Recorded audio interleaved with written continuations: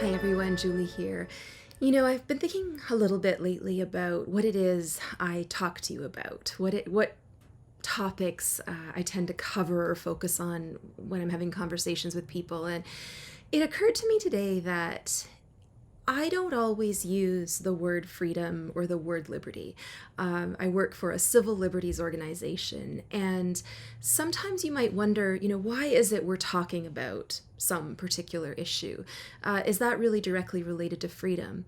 And I think these days, one thing we're starting to realize is that anything which has to do with limiting our ability to do what we want literally and physically, psychologically, or politically, all of those things have a bearing on our ability to live free lives. And that's what liberty is. That's what freedom is. That it's the ability to think through something yourself, reach a conclusion, and then act on that. And if something gets in your way, then that's a restriction or a limitation on liberty. And sometimes those restrictions are quite reasonable when we want to, for no good reason, harm somebody else. And we have laws, very good laws, that deal with that and impose the appropriate penalties.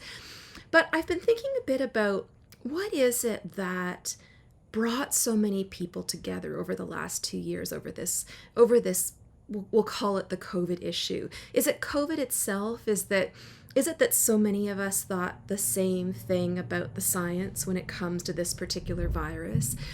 Or is it a kind of conservatism, a kind of right-leaning political orientation, if those two things are even synonymous with one another anymore?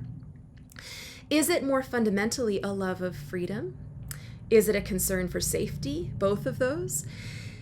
I don't think it's really ultimately about any of those things. Ultimately, I think the thing that draws all of us together is that we all reject a certain story. And that's the story of statism. And statism is what happens when we ask the state to assume authority over all spheres of our lives. And when we ask the state to do things for us and we're willing to trade our freedom for those things that we might care about. And it sounds pretty good, right? The state says, don't worry about providing for your family. We offer welfare for that. Don't worry about taking care of each other when you're sick. We'll give you free health care. Don't worry about caring for your aging parents. There's long-term care for that. And now in Canada, don't worry if you find yourself with a kind of mental illness, because we're quite happy to end your life if you want. Do we keep telling this story that our individual lives don't matter, that we are expendable for the sake of the greater good, that technology will purify us, that if only we elect the right leaders, all our problems will be solved? I don't think so. I think there's a better story to tell. It's a story according to which our leaders are just a reflection of ourselves, and that making ourselves wiser and stronger and more courageous and more reflective and more insightful and more humble and more virtuous will always be better than relying on the state to make us healthy, safe, and good. And this is a story according to which we all keep striving for what we deeply crave, that's being lost in our 21st century world. Things like meaning and mattering and connecting with the humanity in other people. These are the things that have driven us for millennia.